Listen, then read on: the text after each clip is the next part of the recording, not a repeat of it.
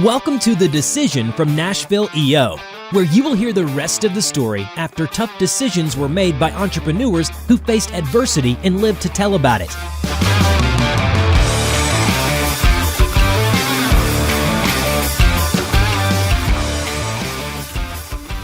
Welcome to The Decision. This is the podcast by EO Nashville for entrepreneurs by entrepreneurs. We are telling stories about the fun that we have starting, building, growing, scaling businesses, and all the fun that comes with that. With me today, as always, my partner in crime, Mr. Robert Hartline. Good to be acknowledged that I'm here. I only give him crap because the last two episodes he's like, left me off, just hanging. So now I'm just this random voice that appears and just starts grilling on somebody. It's okay. But I'm glad to be here, Eric. Thank you. You know what? This is what I love about EO is that we get to call each other out and I'm going to just wallow in my inadequacy. Well, my inadequacies are on the first episodes of the podcast because I could never get someone's last name right. Yeah, that's so right. I finally, I may know you for 15 years and I will screw up your last name. So yeah. And on that note, I asked, and I made sure to internalize this, Leon Leinbach as our guest today. Leon, you did it pretty good. Welcome to the podcast. Hey, thanks for having me. Yeah. It's honor to be able to serve and be able to be a part. So how did you find your way to EO Nashville? It's an interesting story. So I was at a event like a year and a half ago called Arete Syndicate. And we went to this evening gathering. It's like 100 people at this syndicate. So it's done by Ed Milet and Andy Frisella. And this one lady from Arizona, I met her and we were just talking on the ride back. And I told her that I wish I would have more people to surround myself with and groups. And she said I should check out EO. She said, EO Nashville is one of the best ones there is. And I said, well, thank you for sharing because I've never even heard of it before. So fast forward, I looked up EO Nashville and signed up and here we are today. Awesome. EONashville.com, by the way, for those of you watching. So what was the impression that you got when you first started to learn about EO? Well, this lady, I forget her name. She introduced me at first and she gave me a really good impression on that it was a really good group to be a part of. And as I started interacting and when I applied, two guys came up to my office and interviewed me. So the first impression was really good. It was like, we're in this for real and we're looking for real people that have real companies and have real experiences. So tell us a little bit about your business. I know you've had a long career and you've learned a lot along the way. Yeah. What has that looked like? Yeah, so it's been an interesting journey so far and still excited for the future. 18 years ago, in 2005, I started my first company when I was 19 years old. And, I still have that company today. I don't work in it actively. But that company has changed and evolved over time. I never expected, honestly, even that it would even still be in business. I started the company in mind to make some money and thought I would get out. But lo and behold, I just found out I love entrepreneurship and I love being a part. It's a challenge. It has taught me a lot of principles and life lessons throughout the years. So what spurred you to start this first business? I've always been a entrepreneur from heart, I guess, honestly. It really is it's a drive that my dad put in me as a young age. I've been working with my dad ever since 5 to 7 years old on the farm. And then on the winter evenings, we were repairing tractor diesel engines in the shop when it was cold outside. And it was always like, go, go, go. It was always work. And so at a young age, I love to make things happen. For a couple of years, I was raising rabbits and learning how to make money out of that. And my dad also, he encourage independence. And so as I got older and got into the construction field, mainly because I didn't want to work at home anymore. So I got into the construction field, and I was working for this guy, started there at age 16. And what ended up happening is by 17, I was foreman, and pretty quickly I was like running his whole construction business from the job site. And I was like, man, if I can do this for him, I should be able to do it by myself as well for me. And so sort of through frustration at him not taking care of some of the things I thought he should take care of so we can be more efficient on the job sites, I was like, all right, I'll do this myself. So Was it easy as you thought it was in your mind to start a business? Because I think we do a lot. Mm-hmm. We see our boss do their work, and you're like, I can do this. dude doesn't know what he's doing. I can totally do this. And then you get in it, and you're like, whoa, I didn't think about that. yeah. I didn't think about one thing he was thinking about. Did that happen to you, or did you really figure out that, hey, it's a lot easier? You know, I don't know that I've ever been asked that question. I don't know that I've ever stopped to think about it, honestly. So now that I think about it, I cannot recollect remembering things like, oh crap, this is harder than I thought it would be. I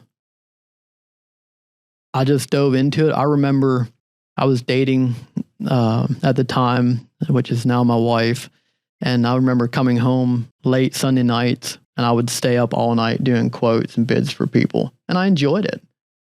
I don't know, maybe that's the craziness in me, but it's just something that I wouldn't want to do now anymore, but I enjoyed it back at that time at a young age. Well, I think you probably learned working on a farm what discipline you had to have to power through running a business. And how big was your dad's farm? 50 acres, roughly. We had a dairy farm, roughly 40 dairy cows. And then in the summertime, we grew 7 acres of cantaloupe and watermelon. Wow. So, What there was no desire to carry on the farm, or? I did farm and still have a farm. I did farm for the first 10 years of, probably from age 20 to 30. So basically from 2006 to 2017, I think. I did have a farm. I raised cattle. But it's not where I made my living. And so I ended up selling that, and now I just rent the farm out to cash croppers. Oh, wow. Yeah. So what was the business that you started? It's Keystone Construction. It's a pole barn company that builds farm ag buildings, barn dominiums, garages and workshops, and equestrian buildings. Oh, wow. So basically just to give you a little bit of insight on it, it's basically they're a wood frame building that the posts are typically embedded in the ground or on top of concrete. And these are typically structures that are built on several acres. The only ones that go on like small lots typically would be like an office building or a garage and workshop that is on somebody's, behind somebody's home or something like that as a detached garage. But they're typically, metal roofing, metal siding, what they are. And so through the years, what's been a challenge that you've had growing the business or running it? Yeah, there's several. The one that I'll go to as far as sharing here, I think, is, and before I share it, I'm going to give you a little bit of a backstory. So, because I think it gives context to what happened. So after I had a vision very quickly on starting this business, and honestly, so I started the construction company just in general construction, just doing whatever I could find. And first we were doing roofing, we were doing house framing, we were doing just renovation, re-siding. But then within a year, I found very quickly that there was a niche that we loved, and that was building pole barns, doing these post frame buildings. And so I pivoted to doing those. And then within that first year as well, I had a dream of like, hey, I just want to do this and make some good money. I want to have 2 building crews, and I have one concrete crew. Clear vision. I knew how I wanted to run it. And I did that. Within a year and a half, I had those running, and I did that for 5 to 6 years. But those hours were pretty crazy, trying to keep everything going and keeping the wheels on everything. So at that point, I was like, okay, I'm going to have to either make this into a real business, because at that point, I didn't really have a real business. If I stopped, everything else stopped, right? I couldn't go on vacations. It was just driving me crazy. So you were the business. I was the business 100%. Yeah. If I wasn't there, nothing was happening. Yeah. I mean, maybe the crews could have carried on for a couple of days, but that's it. Yeah. Right? There was nobody else. I was doing the sales, the operations, and the bookkeeping and all of that. So I struggled through that because I was like, man, I don't know if I really want to keep doing this, but it's making me good money. I was making a good living. And so I decided, all right, I'm going to get me a sales guy. I'm going to continue growing this business into a real business. And that's really when the struggle started, is trying to actually make it into a real viable business where I don't have to be in the day-to-day all the time. And I of course didn't know what that looked like. So as we kept doing the growing into that, and I kept hiring people to help operate the business, I sold that one farm, bought another farm, and then bought a property out by the highway, because I was actually operating the business on my farm.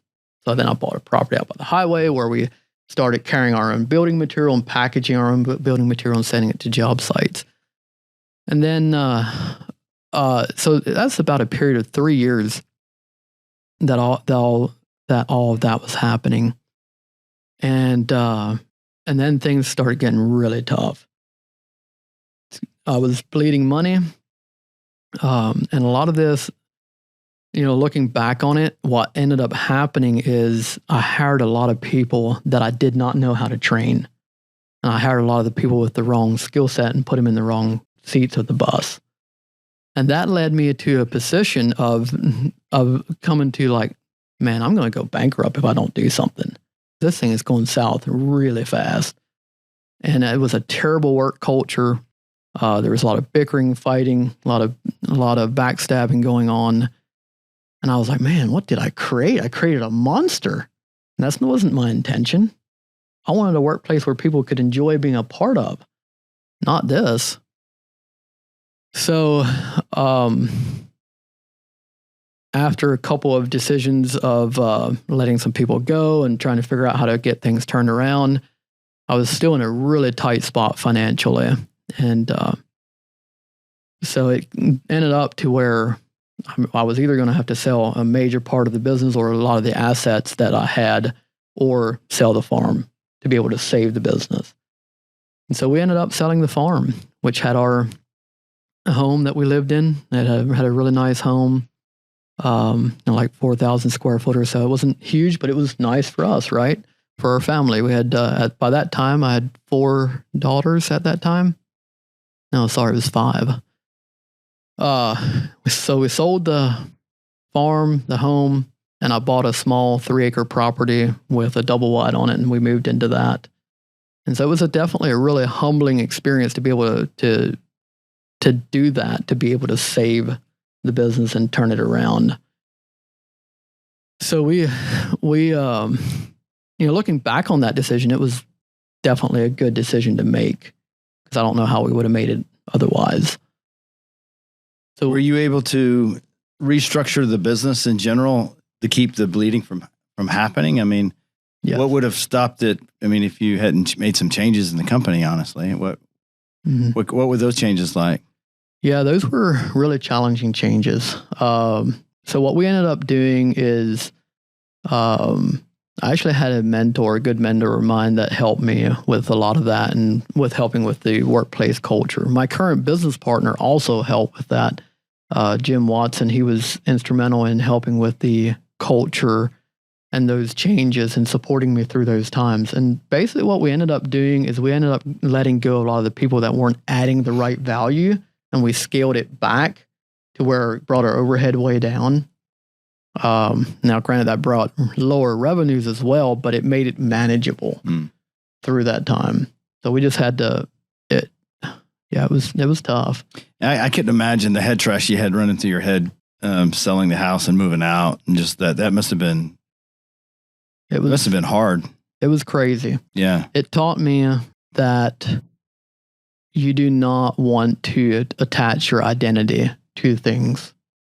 That it's okay to have a lot of stuff, nothing wrong with it, but just don't tie your identity to that. Yeah. Your identity needs to be something, if you're a man of faith, someone that believes in God, or if you believe in something else, your identity needs to be tied to something other than the material things, because the material things of this world are going to come and go at the end of the day. And so that's really what it taught me. And yes, you're absolutely right. It was really wreaked a lot of havoc. What was the hardest part? Was it the moving out phase? Was it just the deciding phase? The deciding phase. Yeah. The indecision, like I used to really struggle with that, with decisions taking me way too long sometimes. But yeah, the deciding factor on a big decision like that was. What was the final straw that kicked you over into action mode?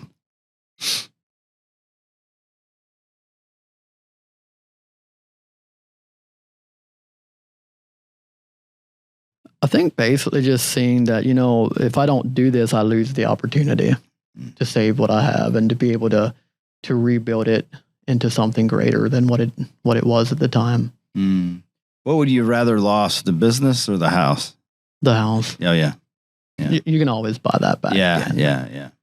The business is something that, you can rebuild the business honestly as well. But at the end of the day, this was a better thing because we could live in something smaller that we could just pay off in the moment, invest the rest of the money into the business.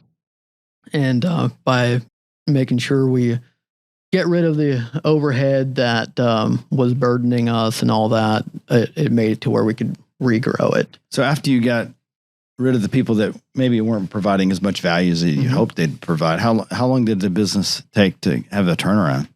About 2 years. Oh, yeah. So it took, rebuilding of the culture and bringing people in and training them up in the right way.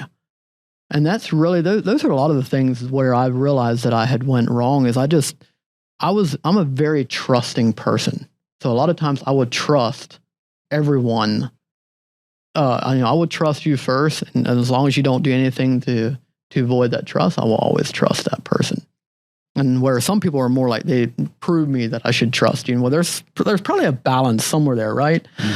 And that's something I had to learn because I was always very trusting of, and always thought, everybody had the best interest in mind. And that's not always the case.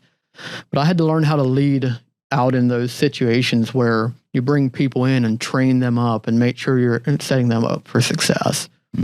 That's ultimately, at the end of the day, if I boil it all down to why was the business going backwards, it's because it's not of an understanding of how to set things up properly and leading people. So when you discovered EO, what was ultimately what you were searching for? Growth. I'm a very growth mindset kind of guy. And so I really enjoy growing and I want to continue growing. One thing that I noticed in myself is like, when I was 18, 19 years old, I wanted to be in the field working, building. After that little phase, I was like, all right, I want to move on. I want to now I want to sell. And then after I sold for a while and did the operations for a while, I was like, okay, now I want to move out of this and let somebody else do the operations and the selling. And I want to be able to lead people and learn how to do that. So it's like that continuous growth thing that I really enjoy. So what's your vision for the company where you are now? What are you hoping to see? What's your plan look like? So right now we have 4 companies. So we have the construction company, and the vision for that company is to continue growing it. I'm not in the day-to-day at all. My business partner is CEO there and runs the day-to-day and makes things happen there. Our plan is to continue growing that, and in the next couple of years, we plan on having some distributions that we plan on putting across the United States on that. And then we also have Blue Jay Garage Doors, which we founded 2.5 years ago. And that's the one I'm actively in right now. And so our vision is to get that in a really good spot to where we're what we call dominating the Clarksville market, Clarksville, Tennessee market. And then from there, we'll move into Nashville and beyond with branches spread out strategically for growth. And then, sorry, go ahead. Oh, did you have more to add to that? I don't want to ramble. So Okay. Because I can keep talking, but I want to make it valuable. I wanted to circle back to Sure. the culture piece. And so what was the first thing that you did when you realized you had that broken culture, and maybe it was letting people go, but how did you go about the process of fixing that? So my good friend and business partner, Jim Watson, helped me tremendously with that. So it basically how we did that is I figured out as I had to step aside on some of the things that I wasn't as good at. And so he helped with leading out on those culture effects. And so basically what we did, also with the help of Jim's brother, we set up core values, and we really started making sure that everybody understands what we stand. So we're pretty unique probably in our core values. And I'll share those with you so you understand where I'm coming from. So our core values is God first. And that what that means to us doesn't mean that you have to be a Christian to work here. But what it does mean that we want to abide by his morals and principles and the way that is set up, meant to run. And second is people first, meaning people are truly important in our organizations and when we're around our customers, our vendors, treating people with respect. Then third is humility, because it takes humility. It takes humbleness to say, you know what, I was wrong. Because sometimes when there's problems, sometimes it just takes openness and communication. And it also takes being humble in that. And then fourth, our core value is growth mindset. We want a continuous growth mindset. We don't want to be closed-minded in ideas and stuff, because as businesses and people evolve, we need to be constantly growing and learning how to do business in this world that is ever changing. And then last but not least is have fun. And that's one that I actually struggled with. And a lot of that is because I wasn't taught how to have fun when growing up. How have you figured out how to have fun in the company? I still struggle with it, honestly. Is this an aspirational core value that you're trying to find fun? Aspirational core value that I'm trying to find fun. Yeah. I'm not sure on the question. Well, when you create core values, a lot of times creating core values, they already existed. Usually, company already have them. But sometimes we have a tendency to create a core value that we're aspiring to have. And the challenge with aspiring for that, it means it may not come natural. 100%. So when we made that, we didn't have a lot of fun in the company. Yeah. And so it was like, hey, this needs to be an integral part of who we are. And so we want to make sure that it is. Yeah. So yes, 100%. Yeah. We had to struggle through that core value a little bit, even as an aspect of finding that right balance, because some people can tend to think, well, have fun just means just to have fun. Well, it does, but at the same time, everybody's still accountable to get their work done, right? We still expect you to get the work done, but what we want is we want you to enjoy coming to work and to be around other people and to be there with them and working with them through the challenges, right? Now, if a guy puts on the garage door backwards, can he laugh and say that's having fun? Maybe not. Maybe not. That's probably taking it a little too far, but you can definitely do some things that make it fun. One thing that we try to do is and encourage is we have a ping pong table in our office. We have all of a sudden I can't think. Football table? No. Pool table? Pool table. I don't know why I couldn't think pool table. You need to play more pool. I need to play more pool. I do. But yeah, we have those, and we encourage, playing some of that with your teammates, and maybe somebody you don't see much, grabbing them aside, say, hey, let's play a game of pool. Let's go play a game of ping pong. It reminds me that there's this phrase, work-life balance. Mm-hmm. And I think what it introduces is the idea that there's work, and that's bad.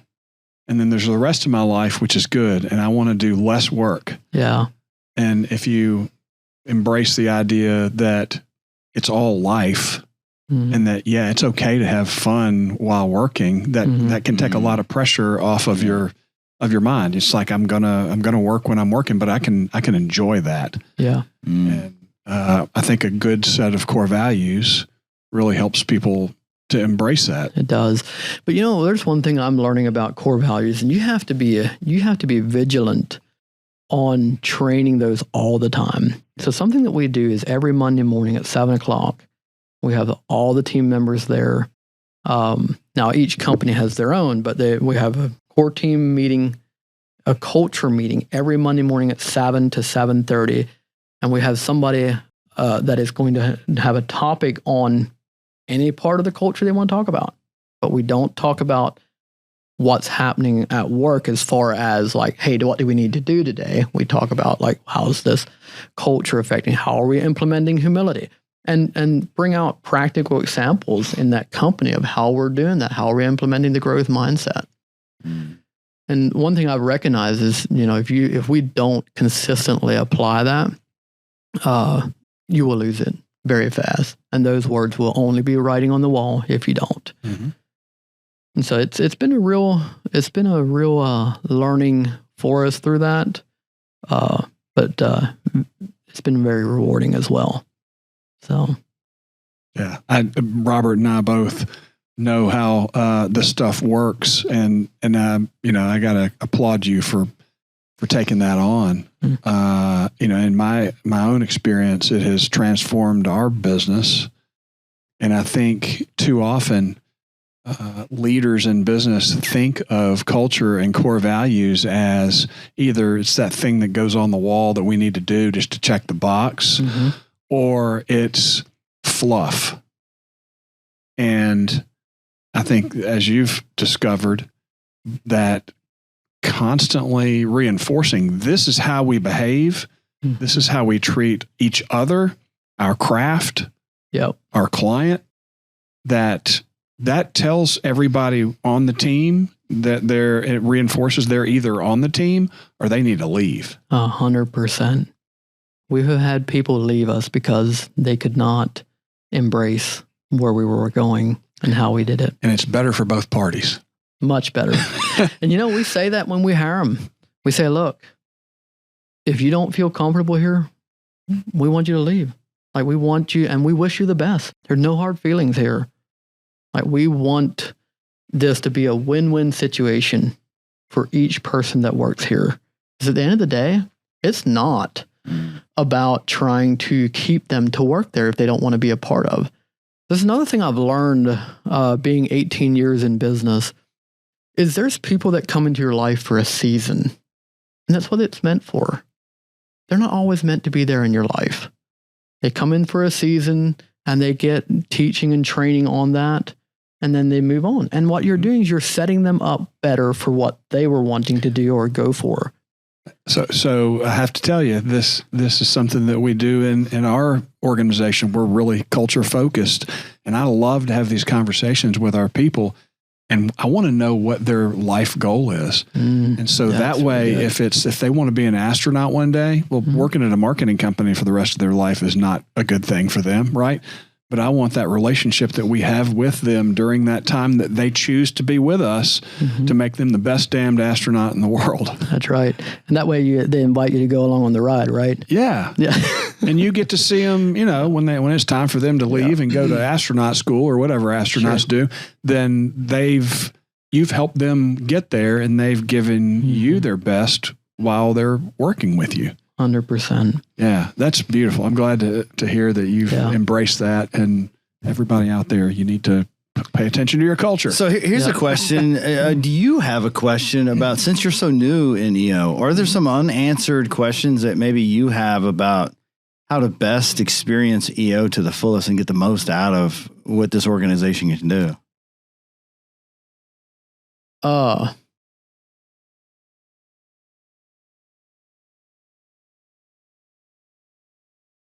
So I've yet to present, although I've been a part where other people have presented. And I know that's one aspect. I think, trying to think of a good question surrounding that. I don't. Maybe to help you out a little bit, Yes.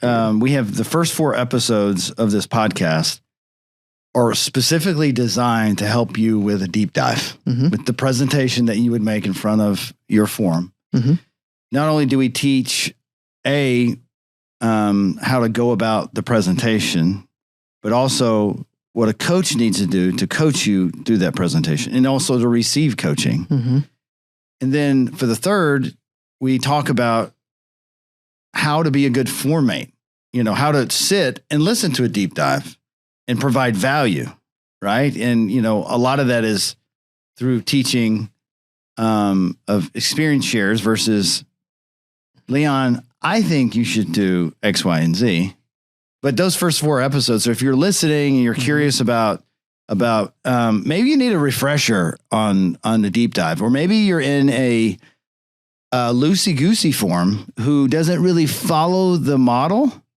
And we strongly recommend that you do follow the EO model because it's a replicable skill that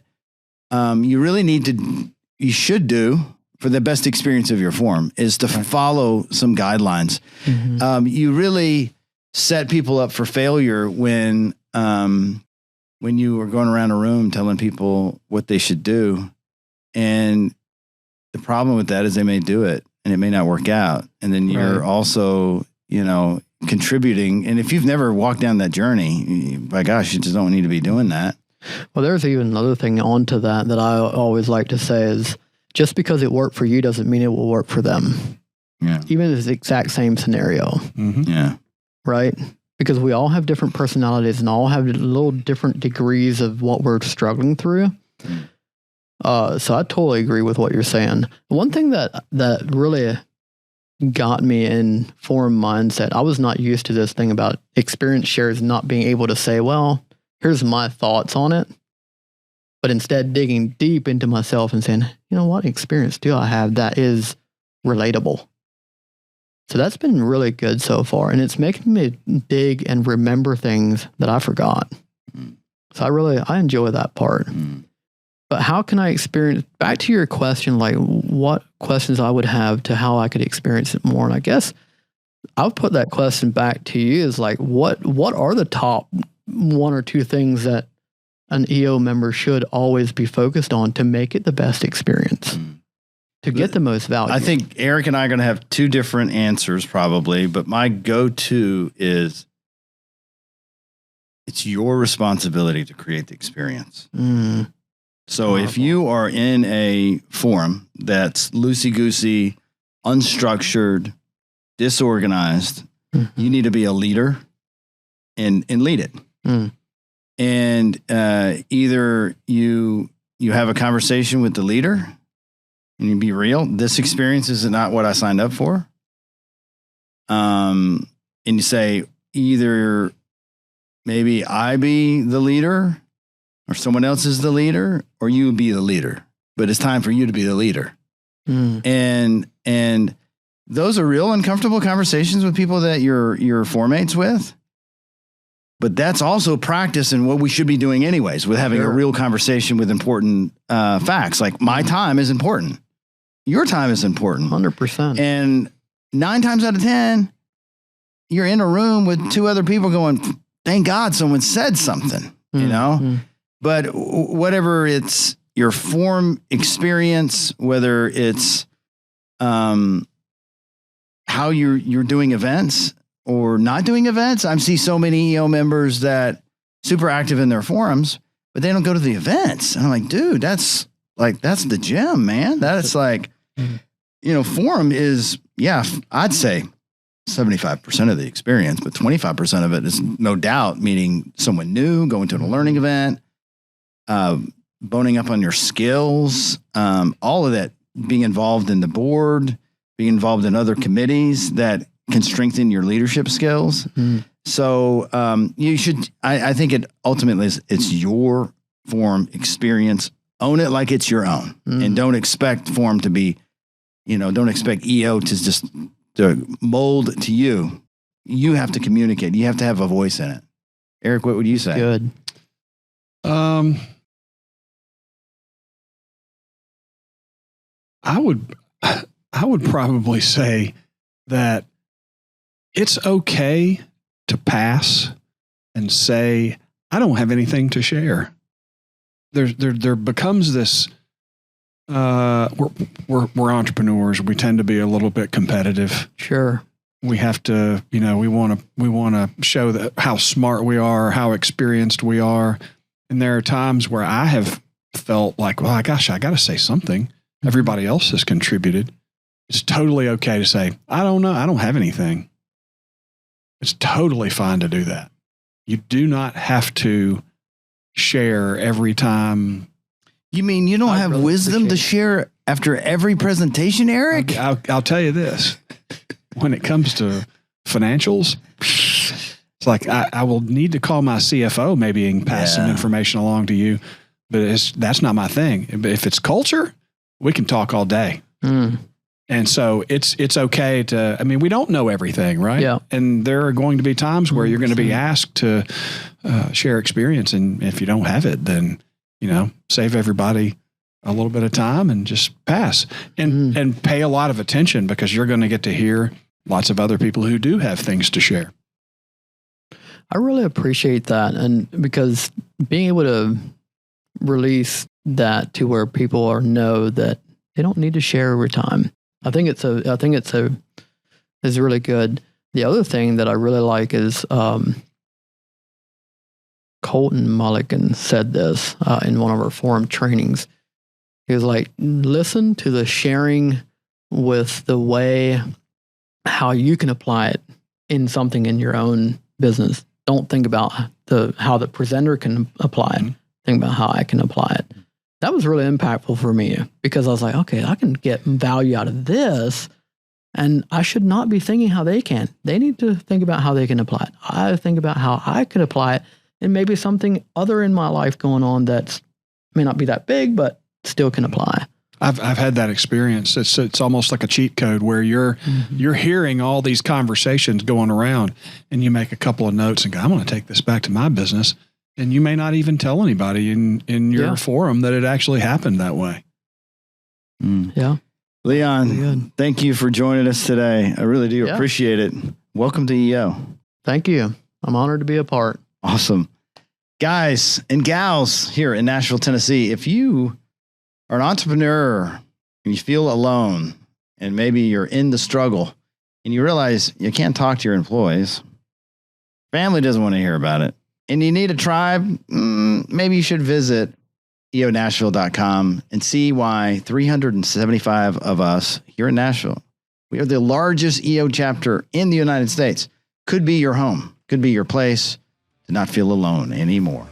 Thanks for watching, and have a great rest of your week. Thanks for listening to the Decision Podcast by Nashville EO. We'll see you again next time, and be sure to click subscribe to get future episodes.